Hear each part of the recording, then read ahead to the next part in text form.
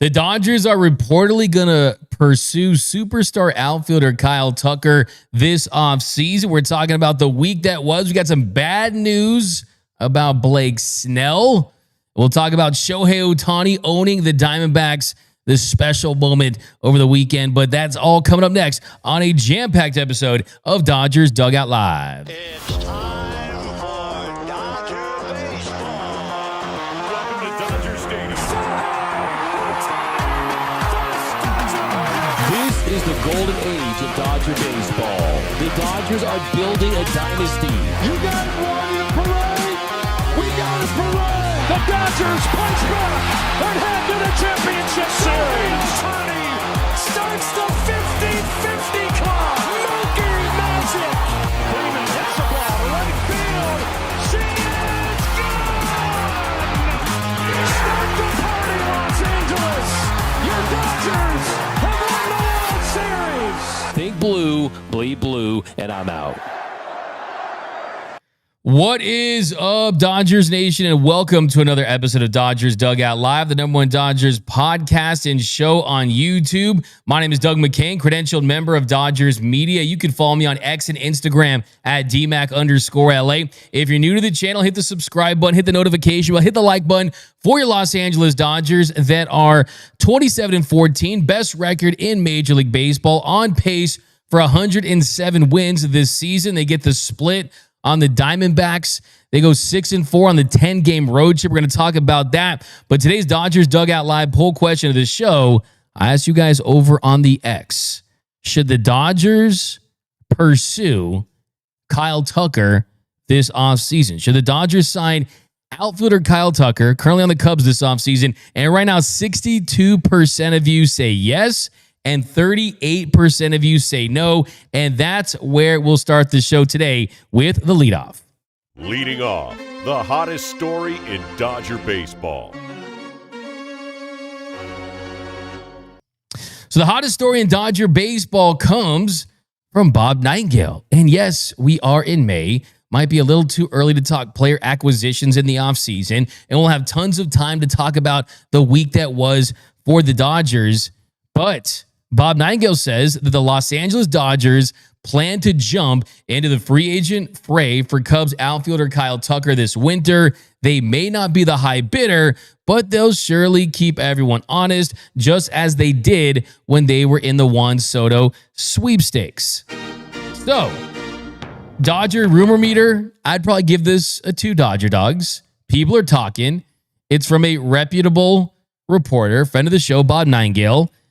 Breaking news, the Dodgers are going to be interested in the top free agents. Breaking news, the Dodgers could be interested in going after a top free agent that plays a position that they need to add to, potentially, in Kyle Tucker. The question for the Dodgers with Kyle Tucker is, what kind of contract does he ultimately sign? And do they jump into those sweepstakes? But before we kind of take a look at that, we'll talk about this a couple times throughout the year. This is kind of our first Kyle Tucker segment. You guys know you can inject this into my veins anytime it's about trades, signings. You know I live for that stuff.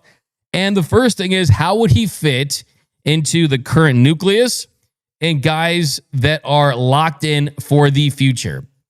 Well, ideally, it'd be perfect if he played center field, but Kyle Tucker is a corner outfielder, and your corner outfielders right now are Teoscar Hernandez and Andy Paz, I think, in the future. I think we could see Andy Paz grow into a center fielder, but right now, that is where he is. And Tucker, as a defender, he's average to below average. He's -1 outs above average right now, one of the corner outfield spots. But you don't sign Kyle Tucker because of what he can do defensively with the glove. You sign him because of what he can do at the plate with the stick. And if you look at this Dodgers offense moving forward, Freddie Freeman is in year 4 of a 6-year contract that he signed, 6 years, $162 million. He will have at least 2 more years on this team after this year. Mookie Betts, you're locked into another 7 seasons. Shohei Ohtani, you're locked into for another 8 seasons. Those are your core guys. Then Teoscar Hernandez has another couple of years. Then outside of that, you got Will Smith, who signed the 10-year deal last year. He's in year 2 of the 10-year deal. Tommy Edman, you extended. But Max Muncy, he's on a club option. After the season, they could choose to pick that up. Even if they do, it's something that won't break the bank. I know Max Muncy wants a multi-year deal. He's got the club option that at the very least you would think that the Dodgers could pick that up and move him. If he turns it around this season, has the season we think he will at the plate, it was a much better week for him. He has a $10 million club option. That is nothing for a guy that produces like he does. Chris Taylor will be off the books. Austin Barnes will be off the books. You look at some of this young talent, guys like Andy Pages will continue to hopefully emerge. But really, if you are hell-bent on improving this offense and you think that you have the shortstop position figured out, that's kind of the big key. Shortstop, third base. Tommy Edman can play third base. Alex Freeland is in the system. He is going to get his opportunity at some point. Mookie Betts has played shortstop at an above-average level. The offense has turned it around significantly. This week, Mookie Betts had a really, really good week. Really, really good week at the plate. I asked Dave Roberts about Mookie's bat in lieu of playing shortstop at the high level because it was down. This past week, Mookie went 9 of 28, 9 for 28, hit .321, had a home run as his only extra base hit, had one yesterday. So you want to see the extra base hits go up. But if Mookie can play shortstop for the next year or two, or you've got Hyeseong Kim that can grow into that middle infielder spot, you could have an outfield mix of Tommy Edman in center, Andy Pages in left, and Teoscar Hernandez in right. Or you could have an outfield mix of Teoscar Hernandez in right, Tommy Edman in center, and you could have Kyle Tucker in left, and then Andy Pages, depending on how he looks, would you look to move on from Andy Pages? He's clearly someone who deserves to be an everyday player. He would hurt his development. That's not the kind of guy he is. He's not a guy who's going to play in the infield or the DH spot. So if you did take on Kyle Tucker, you would need to either have a couple of things. One, a backup plan for Andy Pages as far as trading him, or two, have him develop as a center fielder and feel good about that. And I certainly think that you can have him in center, see if he develops, see if he continues to get better, because it's not the athleticism, it's not the arm. It's really just reads off the bat. And more experience in center, if he hits the way he's been hitting last month or so, then you could justify that. But let's kind of look at where Kyle Tucker fits in. But that's the kind of how he would fit in. He's a corner outfielder. He would have to be in left while Teoscar's in right. He's not going to play center field for you. He's not going to play the infield positions. And it's really largely predicated on what you view Andy Pages as. You could have Edman in center, but really Edman fits better in the infield. Mookie is not going back to the outfield under any circumstances at this point. It's either shortstop or second base. And then Hyeseong Kim, if he continues to emerge, he figures things out as far as his ability to hit at the big league level and get on base consistently, then you can start to have that conversation. We're still early in that. We'll talk some Hyeseong Kim later. But what is Kyle Tucker? Kyle Tucker is a top 5 to 10 hitter in all of Major League Baseball. That is what he is. He is a star. He is legitimately one of the top 5 to 10 hitters on the planet. He's extremely consistent. From 2021 to 2023, he averaged 30 home runs, 23 steals, a 5 WAR, had a 138 weighted runs created plus, so he was 38% above league average. And you're talking about a guy where 30 home runs, 29 home runs, a 5 WAR season, 4.9 WAR season. The slash line goes up and down a little bit, but he gives you power, gives you stolen bases, gives you extra base hits. And he's definitely one of the most consistent hitters because he has not changed his swing. His swing essentially looks just like it did when he started his career. It looks like it did when he was in high school. It looks like that. He was the 5th overall pick in the 2015 draft out of Tampa High School. It's also where Pete Alonso and Wade Boggs went. And he got off to a slow start in his big league career. 2018 was better in 2019. And then he was a major piece that helped that Astros team go into 6 straight postseason appearances. He was 5th in AL MVP voting one year. helped them win 3 pennants in 2022, helped them win the World Series. And during that run, he's been fantastic. I mean, he's just a really good player. And this year with the Cubs, he's been great too. This year with the Cubs, a 152 weighted runs created plus, so he's 12th. He's been the 12th best hitter in baseball this season. 12th best hitter in baseball, has 10 home runs. So for sure, would you be interested in Kyle Tucker? Who's going to say no to that? The question is, does he get $300 million or does he get $400 million? Does he get something like that? Because I think he's more of the Manny Machado, the Bryce Harper, that class compared to the Juan Soto and the Shohei Ohtani class, right? That is who he's about, right?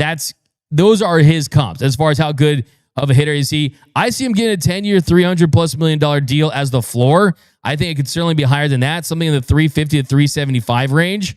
And just a matter of, would the Dodgers view him as a guy that can help Shohei Ohtani win multiple World Series titles? I certainly think that you're not going to be able to get a bat like that in the trade market. You're not going to develop a bat like that. It's unlikely you're going to develop. Andy Paz is great for what he is. He's not going to be Kyle Tucker, right? Kyle Tucker's been Kyle Tucker for a long, long time, and he's done it with consistency. And I think the other big question, too, when it comes to Tucker is, do the Cubs do what they should do? And that is find a way to get an extension done with him, or at least put themselves in a position to be one of the favorites as the offseason goes along. The Cubs president of baseball operations, Jed Hoyer, he said that I'm always open to talk and see where extension talks lead. And Tucker was open to it too. So they're kind of both saying the right things. Yeah, they're open to an extension. But anytime you make it past opening day, it's probably not going to happen. And I think the other thing too that Tucker has on his side, he's going to be 29 on opening day in 2026. So you're looking at a guy that can put up all-star, top 5 to 10 MVP voting numbers for another 7 seasons. So that's what the Dodgers could benefit from. And then after Freddie retires in a couple, 3-4 years from now, at the very least, you have Freddie for 2 3/4 more seasons, right? You're going to have another great left-handed bat to have with Shohei, so you can stagger that lineup with Mookie Betts in between. Kyle Tucker could certainly be that guy. So even if it's $35 million a year, that's around $245. Not going to happen. I think you're going to see teams that are going to go $300 to $350+ million for him. I mean, does he get close to $400? That's the kind of the big question. It's not a big free agent market, but absolutely count me in on Kyle Tucker. He's a great hitter. I don't care that he was a former trash throw. He wasn't a part of that 2017 cheating scandal. That means nothing to me. I'm trying to win World Series titles. Having the best hitters, they certainly help you do that. And I think that you want to develop guys, but I think that there's a world where you can have Kyle Tucker and Andy Paz on the same team. Paz can still emerge. He still has to figure things out on his own right, though. We still have to see if he can do it for a full season. And let's be honest, where the Dodgers flex is in free agency, and that's certainly a major point there. I will say when it comes to Tucker, not the best postseason hitter, a 685 OPS in the postseason with a 229 batting average. Has had some good series sprinkled in here and there, but hasn't been an elite postseason player. But yeah, depending on the price, if it's around $300 million and the Dodgers feel good about the shortstop spot moving forward, then I certainly would consider signing Kyle Tucker 100%. Okay, a super chat from J.Y. Kim, $5. Do you think Juan Soto's and or Vlad Jr.'s performance this year will have any effect on Kyle Tucker's value? I certainly think that Kyle Tucker is a different type of hitter than those guys. I think what Kyle Tucker has going for him is the free agency class of next season, right? I mean, you look at the free agency class with the guy you mentioned, Vladimir Guerrero Jr., not being available. Well, that puts Tucker right at the top of the guys that are going to be available. I mean, you look at next year's class. I mean, really, outside of Kyle Tucker, there's really not very many franchise-changing players. I think that kind of hurts the Dodgers, for being quite frank about this. I mean, I think that that's kind of where it actually hurts them, because if Vladimir Guerrero Jr. was available and you have the Mets going after him and things like that, then that kind of helps them. But really, you got Kyle Tucker. Then behind him, Pete Alonso has a player option. In the year he's having, I think he would 100% opt out. Alex Bregman has the opt out. We'll see how he does. He's having a really good season too. And then after that, I mean, it's a lot of pitchers. I mean, Shane Bieber, Framber Valdez, Chris Sale, Cody Bellinger has a player option. Freddie Peralta, Dylan Cease, Luis Robert Jr. has a club option. There's just not a lot of big names available, and I think that he's going to be the belle of the ball for the free agents this offseason. I think that kind of hurts them. But coming up next, got our 10 big takeaways from the week that was. Some bad news about the Blake Snell injury. All that more coming up next on Dodgers Dugout Live.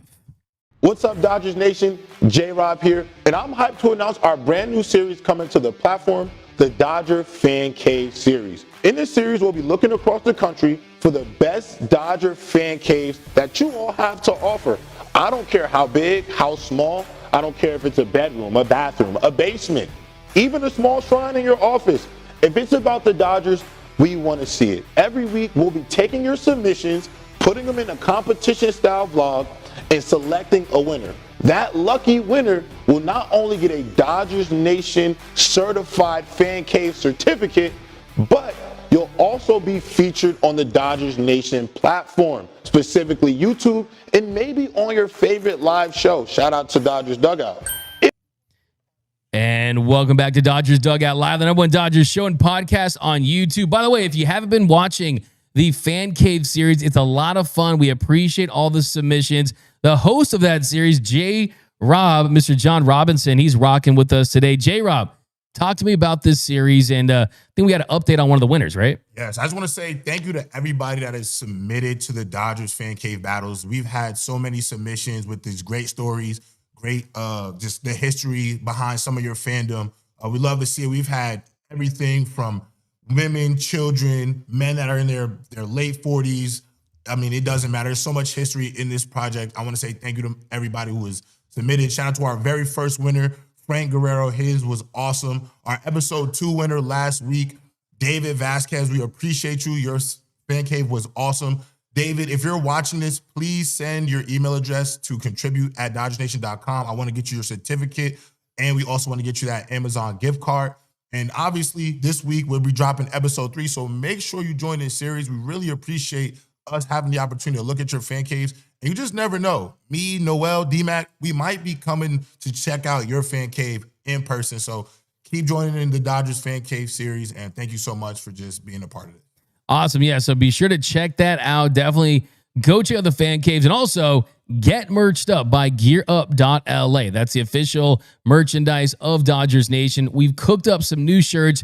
This one is one of my favorite Dodgers Nation shirts in a long time. My man Noel cooked this one up. Our great producer here. It's the Comet. It's got the cool animation. There's him sliding in there. You got the glove. You got the jersey. You got the show flow. This is a killer t-shirt. Go over to gearup.la to pick up one of these. Love this shirt. The Comet, he's got to stay up. He's got to help this team. The infectious smile. And how about this? The Roki of the Year shirt. Yes, this has a lot of work to do to win the Rookie of the Year. But you know what? He's our Rookie of the Year. That's for sure. And guys, hey, love him before they all do. You know, it's been not all smooth for Roki Sasaki. You want to see the fastball command, especially on the inner half, get better and just the triple-digit heat. But still, it's a fire t-shirt. You got the Rookie of the Year, the 11 is numbered, the reverse K. Pick one of these up. It really, really helps out the channel. Tons of awesome merch over there. You also got our LA Villain shirt we just dropped recently. Got a lot of shirts cooking for you guys. So if you want to support the channel, that's one way to do it, and the podcast. Right here in our second segment, it's Monday, and you know what that means. Monday is when we do some Dodgers Rewind. Dodgers Rewind, 10 big takeaways about the week that was. Dodgers Rewind, 10 big takeaways. All right, the first big takeaway is we got to talk Freddie Freeman once again. I mean, Freddie Freeman, it has been MV free. Freddie Freeman has been absolutely incredible for the Dodgers, and he does it again on Sunday, on Mother's Day, which is a very special day to Freddie. His mother passed away when he was young. That's why he wears the sleeves to commemorate her. And Freddie was awesome. He hits one to the pool. He ends up going 4 for 4 with 3 RBIs. Had a home run. Look at his pull shot here in the splash zone. And you're seeing pitchers not know what to do with this guy. You pitch on the inside, he pulls it. A cutter on the outside, he'll go to the gap to left. I mean, there's nothing this guy can't hit, nothing he can't barrel up. He's absolutely in the zone right now. He's been incredible to start the season for the Dodgers.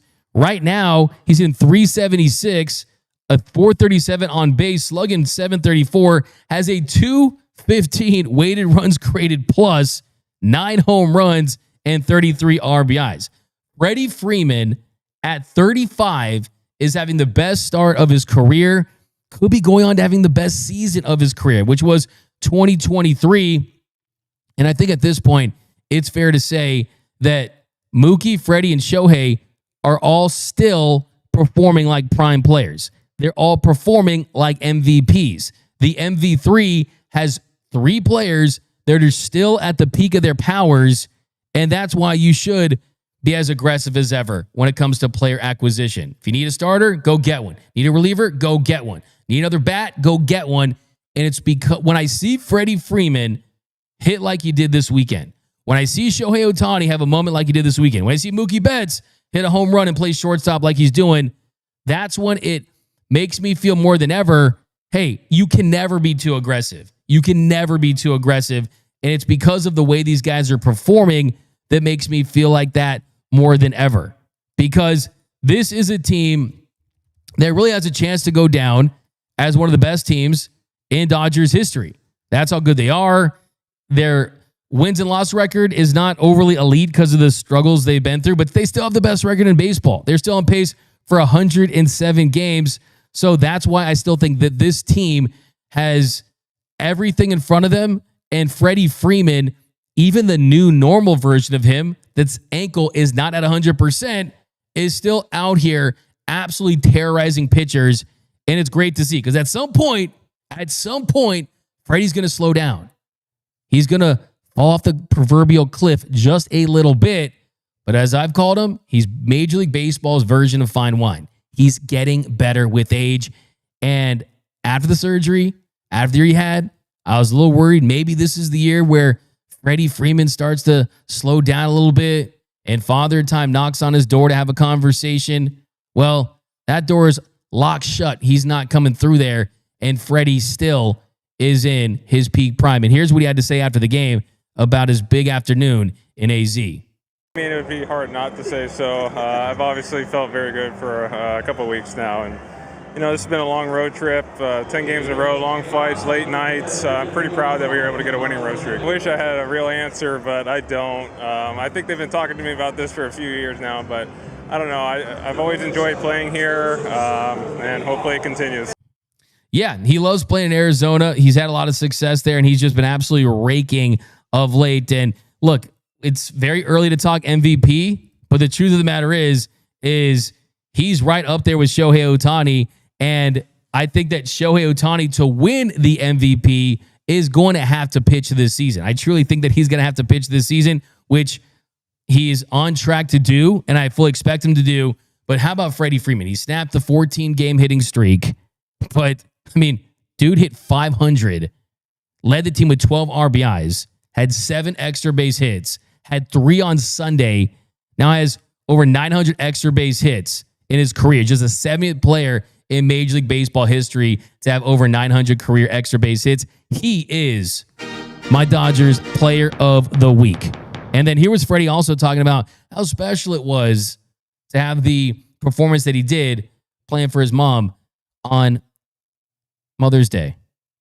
I mean, obviously, everyone pretty much knows my story. Mother's Day was a sad day for me for a long time, but now that Chelsea and I have 3 boys, Mother's Day is quite happy. I know my mom's looking down, having a great time, especially after one of these games, but yeah, I'm excited. Mother's Day is a great time now. The boys are jumping all over Chelsea this morning, so I can't wait to get home and see them. Rosemary's absolutely smiling down on you right now. I know Chelsea can't wait to have you home. Are you ready to get back? I'm ready. It's been a long road trip. Let's get home. Let's get home.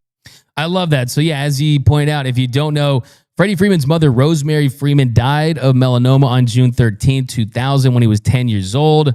And that's why he wears the sleeves no matter what, just to commemorate her. And I think that he's just a great guy. I mean, he's just an unbelievable A1 person, the way he treats his teammates, the way he treats everyone. He's the type of guy that just does the right thing. I mean, that is who he is. Freddie Freeman does the right thing, and he puts in that kind of work. If you have a son or daughter that plays baseball, watch Freddie Freeman. He is the guy to emulate. The consistency, the work that he puts in, he's absolutely incredible. And I'm telling you, he's going to go in the Hall of Fame as a Dodger. Okay, next big takeaway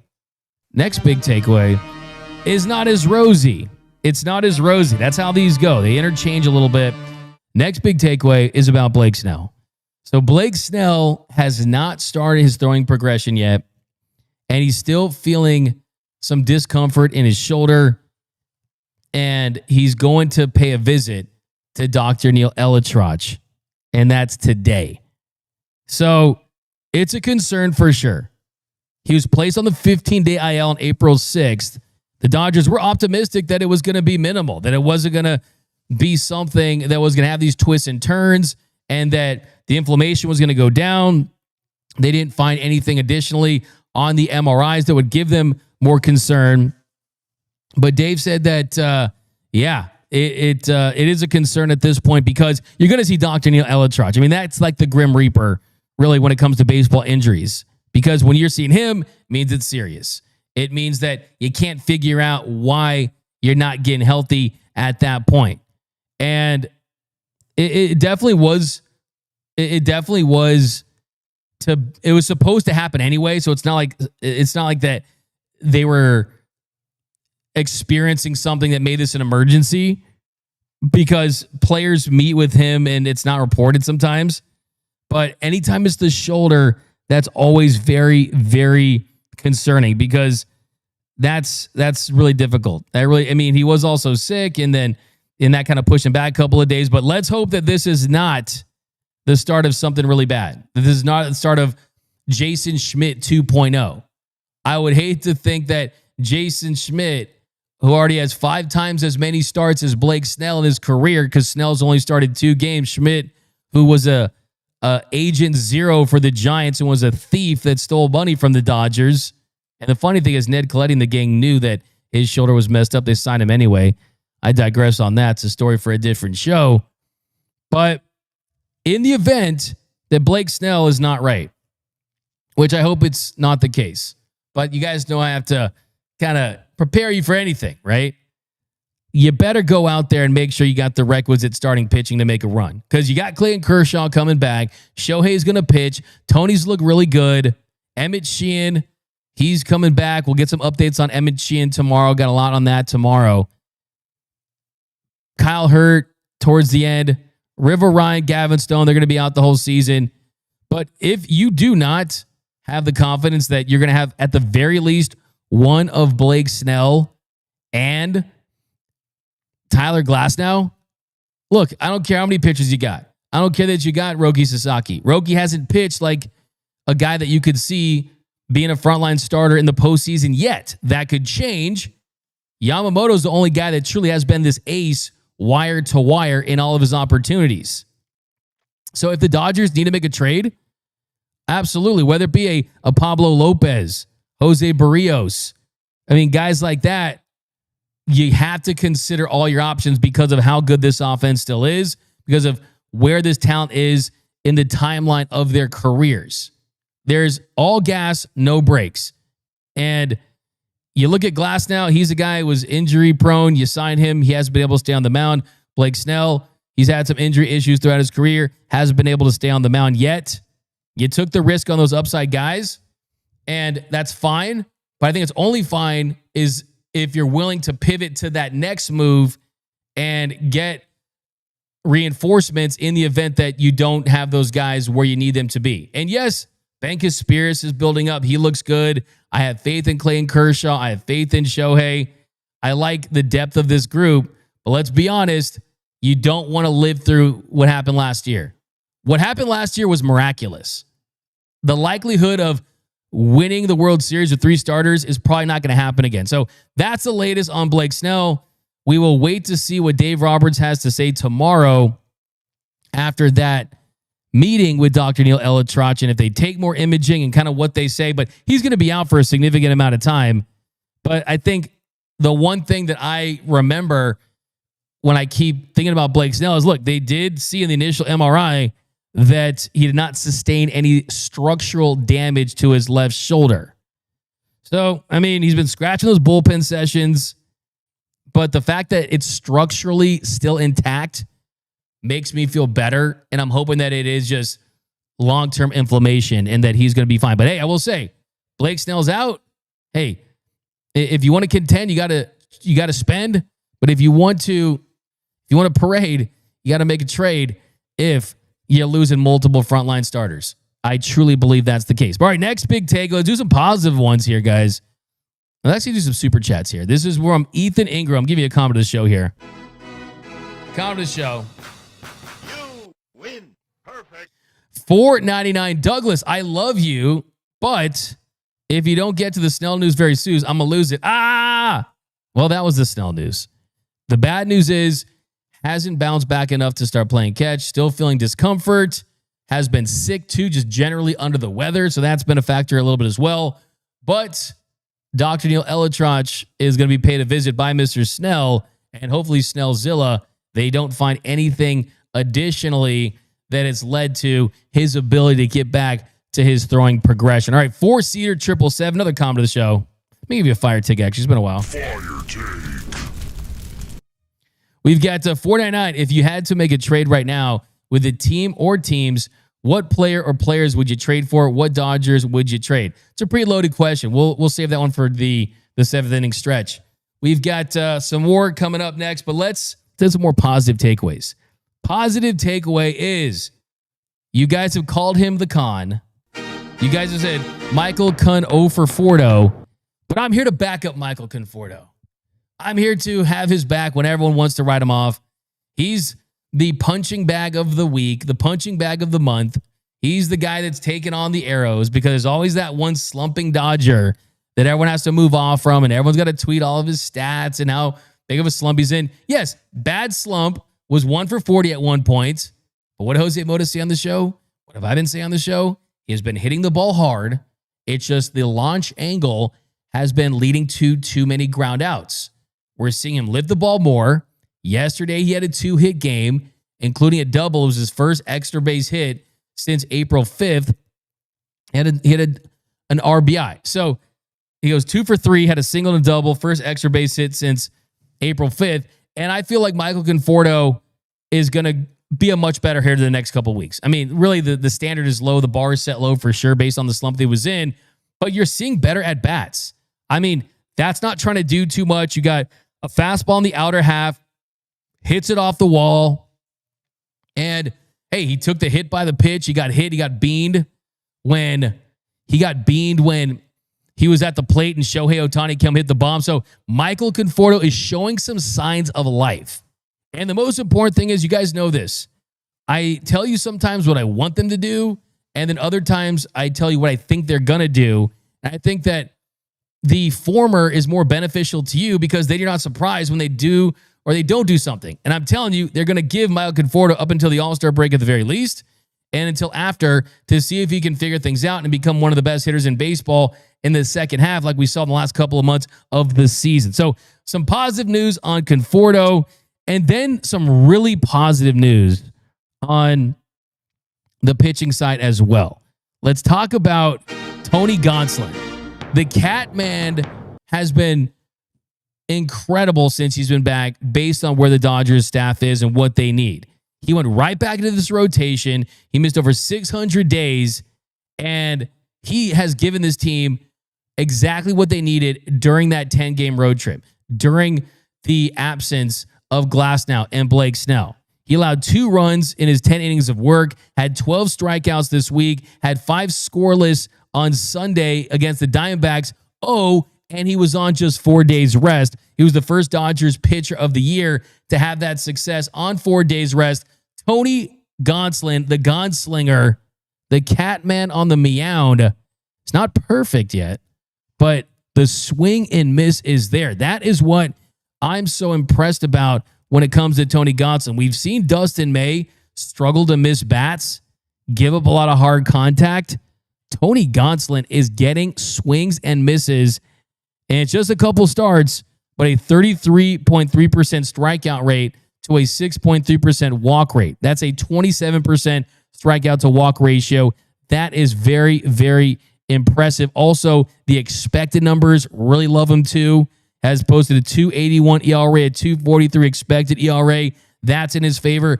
Tony Gonsolin, when he was bad, it wasn't bad. He was injured. It's a big difference. He was pitching injured for a long stretch because this team needed him to. But yeah, he threw 84 pitches, 4 days rest. He was really good. He is the Dodgers Dugout Live Pitcher of the Week. Also, shout out to Landon Knack, too, though, went 5 scoreless. And then another positive takeaway, too, is you're getting more from the starters and less relievers. I mean, we saw 2 games in a row, the Dodgers had a starter and a reliever out there, and that was it. You had Landon Knack go 5 scoreless, and then Matt Sauer came in and pitched 4 against the Marlins in the win. And then on Friday, it was a loss. The Dodgers lost, or Thursday, it was a loss. The Dodgers lost 5-3, but Yamamoto pitched 5 and Jack Dreyer pitched 3. So you're starting to see a little more production from the starters, and you're starting to see the bullpen kind of limit their usage to a degree. I will say one guy that we definitely need to see step his game up, and I know it's a hot topic on the social medias, on the X machine, and that is Anthony Banda. Anthony Banda is giving up grand slams at a historic rate for the Dodgers. You can't have that if you're Anthony Banda. You want to go up there and execute in those situations. And right now, Anthony Banda, in his last 4 starts for the month of May, he's given up 4 earned runs in 5 1/3, a 6.75 ERA. But hey, look, only one of those appearances he gave the grand slam. But even before that, in April had a 5.23 ERA. So we know how much success he had last year, but Anthony Banda has not been the same guy this year. So I want to see 2024 Anthony Banda once again. I want to see the Banda Express back in there for the Dodgers having success. And you're seeing too many fastballs left up, the slider not having that same bite and just back footing it against right-handed hitters. So Anthony Banda hasn't had the greatest start to his season. Still think he can turn things around. It's too early to move off of him too. So I'm just trying to give you guys the truth though. There's people out there saying that don't mess with Anthony Banda. Don't say anything to Anthony Banda. No, everyone facts of the fight, right? The numbers are the numbers, and we see it with our own eyes. Okay, this is not some. If you guys want Dodgers PR, if you guys want us to just say every player is an MVP, then that's just not based in reality, right? I mean, we try to give you guys the most informed takes as we possibly can. So that's kind of where we're at on him. But I still fully believe on Anthony Banda, and I hope that he can turn his season around. Another positive takeaway here. Clayton Kershaw. Clayton Kershaw had his last rehab start. He's lined up for his debut. Should be this week. It should be hopefully we'll see if it's this Sunday. I'm guessing it is, but he threw 57 pitches, 35 for strikes in 4 innings of work.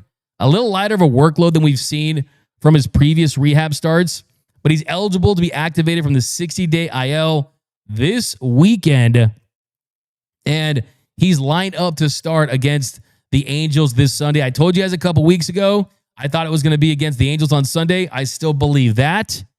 And Clayton Kershaw, when he takes the mound, it'll be his 18th season. He'll tie Zach Wheat and Bill Russell for the most seasons played as a Dodger in franchise history.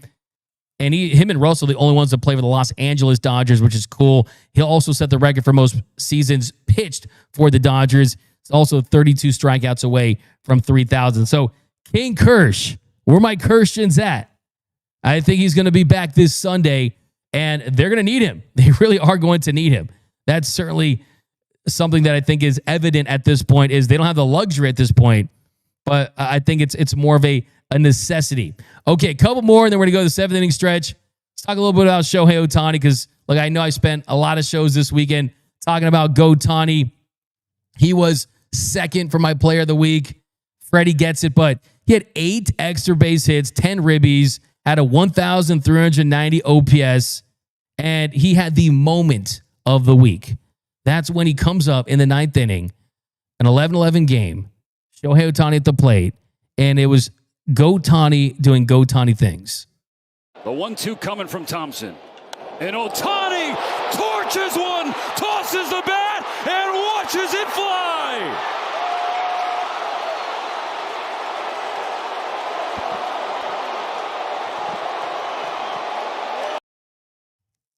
So Shohei Ohtani with the celebration, the electricity of that moment, and just speaking of people from the team, I can tell you, I got a text that said, hey, that was an absolute pimp job by Shohei, and that was a response to Lourdes Gurriel's home run early in the game, that grand slam. It was the same home run, the same moment, but Shohei did it better. He raised his arms, raised his hands, and yeah, I was talking to some people that cover the Dodgers for Japanese newspapers, and they told me, hey, wouldn't be surprised if that home run in some small capacity, an added thing to that was, hey, we saw what Gurriel did to Yu Darvish in 2017, that moment that they had where Darvish took that was just pure racism by Gurriel and was a response to that. Who knows? Only Ohtani knows. But just speaking to some people from Japan that cover him, they would not rule that out. And a lot of them were speculating about that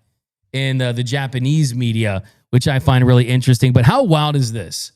Shohei Ohtani is never going to be like, yeah, that was me. I'm Shohei Trolltani. I unlocked my dark side. And that was me pimping that to Lourdes Gurriel because he's a scrub and I'm the GOAT. Right? We'll never know that. He's never going to admit that. Hands up. Look at that. Shohei Ohtani is inevitable. He's never going to admit that. But just think about this.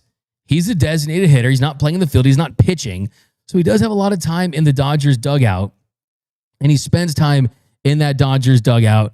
And I think the thing with Shohei is what I really like about it, if he really did plan to go out there and he said to himself, hey, if I hit this home run, I'm going to do that pimp job and troll Lourdes Gurriel, and then to hit that home run, just think about, this is a sport where if you are successful 3 out of 10 times, you're an MVP all-star.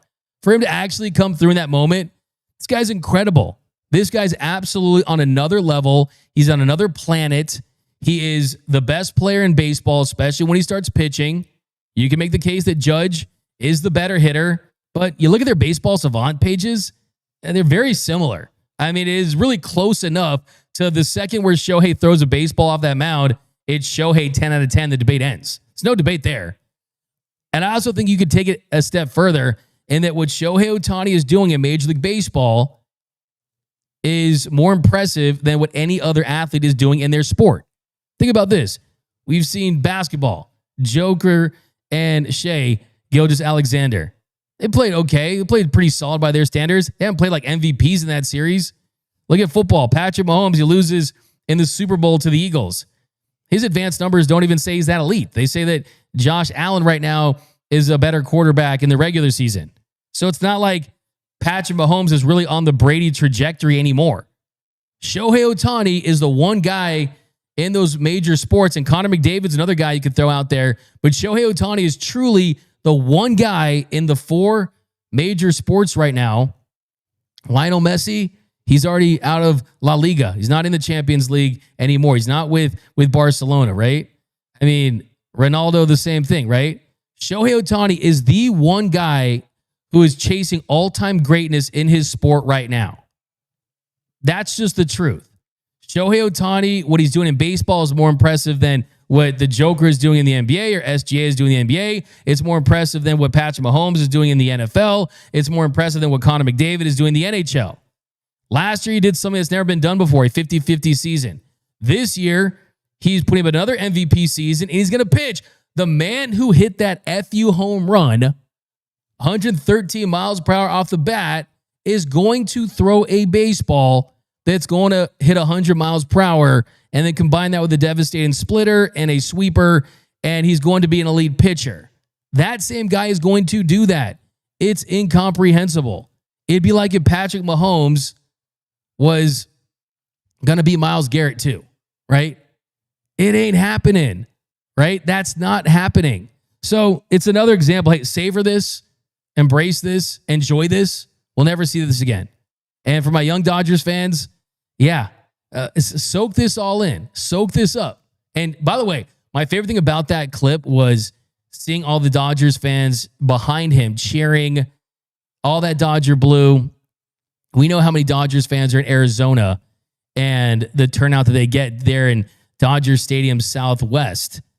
But for them not to leave the game after a wild one, just an incredible night. And Shohei Ohtani just gives us moment after moment.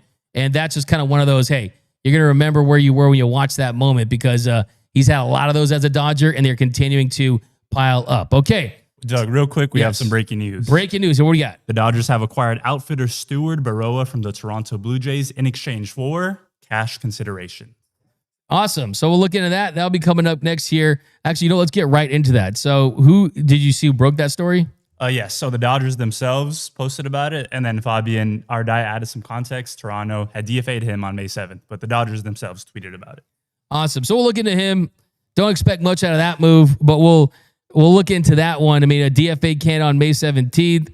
It'll be interesting to see. I mean, of course, the Conforto talk recently kind of complicates that in the sense of, hey, is that a corresponding move? I don't think that is the case for sure. I mean, we saw what they did with Esteury Ruiz and having him down at the minor league level and him have success down there and it not leading to very much. But yeah, Stuart Baroa, he's someone that, I mean, you look at his career, he's how many major league games? So he's played 28 games at the major league level. He's hit 189 with a 550 OPS. He has 7 hits at the big league level. So this is a depth piece.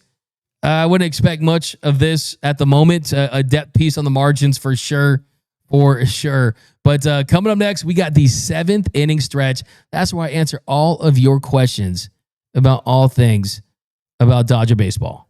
The 7th inning stretch.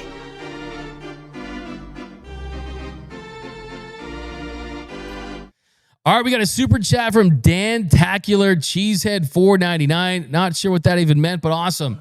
We've got I really hope Blake Snell doesn't end up on the baseball images that precede unfortunate events on Twitter. Fingers crossed. That's a comment of the show. That's a comment of the show. And I hope that's not the case either. I don't think it will. We know that medical advancements have been better of late, but we got Jose Aguirre. Yeah, Aguirre says Yuli got DFA'd by the Padres. LMAO. Yeah, I didn't even have to DFA him. He just DFA'd himself. So I like that. It's a fire take. SK says we might need another pitcher. For sure, 100%. I mean, those other pitchers, though, might come in the form of internal options. We're going to talk tomorrow about where Emmett Sheehan is and some guys like that. Got some information to drop on you guys on that tomorrow. But certainly, you're going to need guys internally to step up, guys to get healthy and stay healthy. And that's really what's going to be about. There's no way you could enter October trying to execute on the same plan, especially when some of those guys that helped you execute that plan, Blake Trinan, Walker Buehler, I mean, they're not even in the organization. Jack Flaherty, right? I mean, that was kind of a once in a forever type of bullpen run. I mean, the bullpen literally won them that DS, right? If the bullpen doesn't step up in game 4, they probably don't win that World Series that year. So there's a lot of moving parts. You just can't put that on your bullpen on 2 consecutive seasons. But Romero, 1995 DMAC, are you a Barcelona or Madrid type of guy? Look, I mean, I'm not like the biggest soccer fan though, but I will say FIFA-wise, I rock with PSG there in the final. If I had to pick between the two, Los Blancos versus Barcelona. I mean, I like Barcelona, that Yamal guy, that 17-year-old prodigy. Give me Barcelona. Kobe like Barcelona. Ronaldinho and the gang. Back in the gang. We got Roy Estrada. I watched Friday's comeback like 10 times. Gonna give you some love for that. Great moment.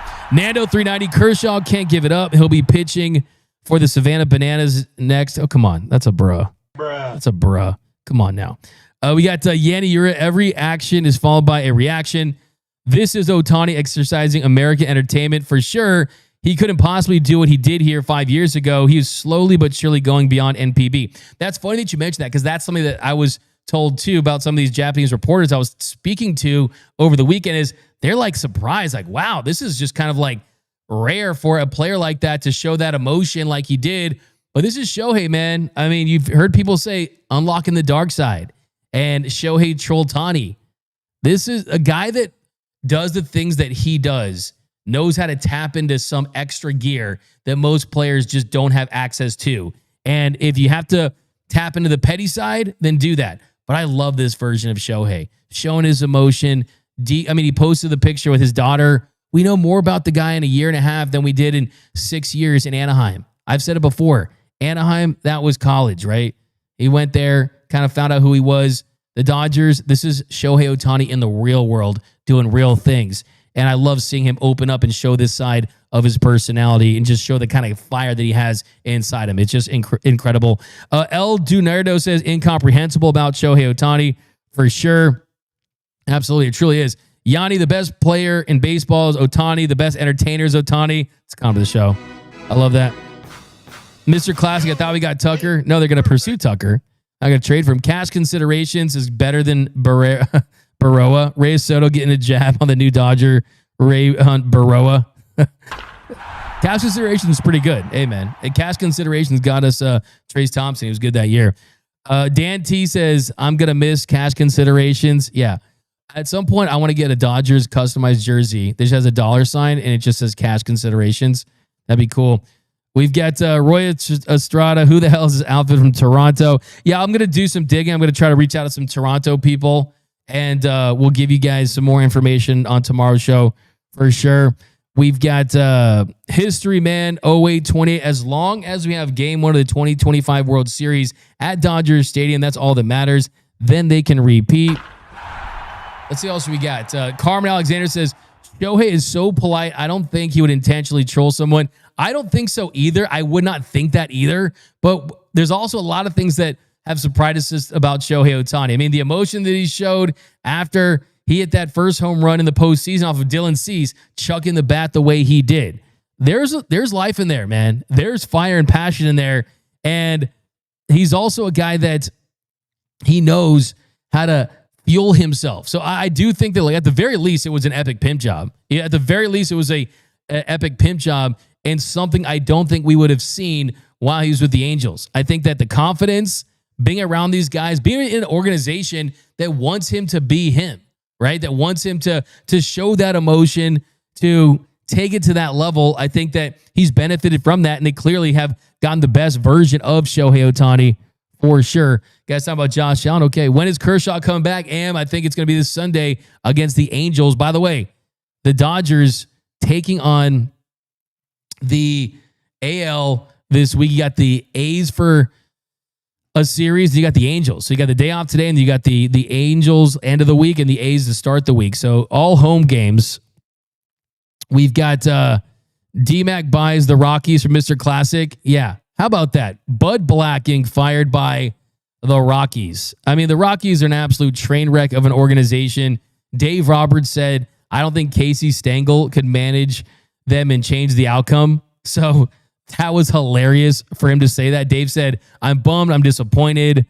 I don't think Casey Stengel could have changed the outcome of that ball club. And that's not the manager's fault. But obviously, they felt the need to change a voice or direction. But for me, there's not many people that are better than Buddy Black. So, yeah, that's very disappointing. It's certainly not his doing. So, yeah, I mean, geez, Rockies are just terrible. Worst franchise in baseball, one of the worst franchises in sports.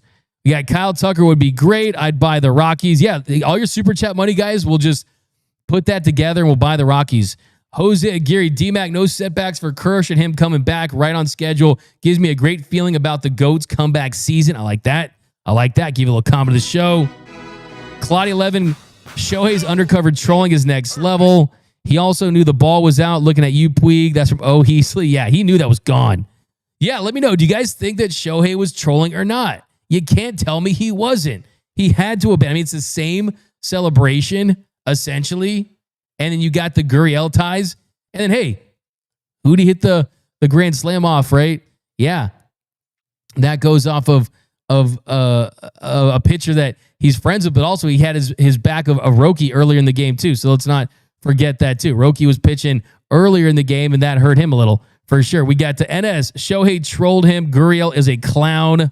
Fire take. Alex Rantry, Shohei knows those Gurriels are punks and clowns. Ray Soto shows that he's picked up on American swag. Finish him. Mother trucker, hell no. Okay, I guess. We've got Paul D-Mac. Do you think that Smith should be stealing bases? I mean, in the right situations, he's not one of the faster runners in the sport, but the Dodger team prides all their players to be able to help them in all kinds of different ways, for sure. Don't want Tucker. Why would you not want Tucker, Mac Cheese? He's literally a top 5 to 10 hitter in baseball. I mean, that's just who he is. And you don't really find those guys in the trades in the peak of their powers, for sure. Jackie Q says he was trolling, 100% trolling. We got 94 Money says Ohtani not trolling. It's media echo narrative. So yeah, a lot of people are debating it. Like I said, I heard from someone from the organization that thinks that it was. So yeah, it was all fun. The most important thing is the Dodgers, they won the game. And it was a moment that kind of is one of the top moments so far of the season that we'll never forget. So you got to love that for sure. BC not top 5. I mean, you look at he's certainly a top 10 hitter. I said top 5 to 10 when he's at his best. I think objectively speaking, Kyle Tucker, when he's at 100%, he clearly is one of the best hitters in baseball. I mean, how can you deny that? I mean, you look at the season he put up before he had the shoulder surgery. I mean, in Houston, he had a 180 weighted runs created plus. I mean, Shohei had a 181. I mean, this year, 152. I mean, he definitely, hopefully too, I mean, he would have like a Freddie Freeman uptick where he'd have some better years. Is he in the same class as Aaron Judge, Juan Soto, and Shohei Ohtani? No, he's not. But he's firmly in that next tier of hitters in the sport. But all right, guys, before we head out, we've got the walk-off. The walk-off. So an awesome moment in Arizona, Daniel Hudson picking up his 2024 World Series ring and wearing the Dodgers gold World Series ring day uniforms. I thought that was really cool. Here was Daniel Hudson getting his ring from the Dodgers. Surgeries. Just kept posting through the last pitch of the World Series once, was willing to do it again and blow out to do it again. So everybody talks about our culture in the bullpen. Couldn't have done it without you, dude. We love you, respect you, stick your chest out, dude. Wanted to give you your ring. It's pretty cool.